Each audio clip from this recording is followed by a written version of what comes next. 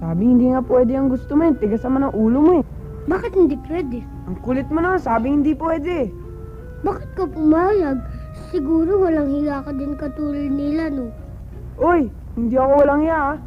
Sinusunod ko lang mga utos ni Rocco eh. Kung hindi ko walang hiya, duwag ka! Hindi ako duwag ah. Kung hindi ka duwag, tanggalin mo to. Sinabing hindi nga pwede yung gusto mo. Bakit hindi pwede? Ang kulit mo, basta hindi nga pwede. Bakit ka pumayag? Siguro walang hiya ka rin katulad nila.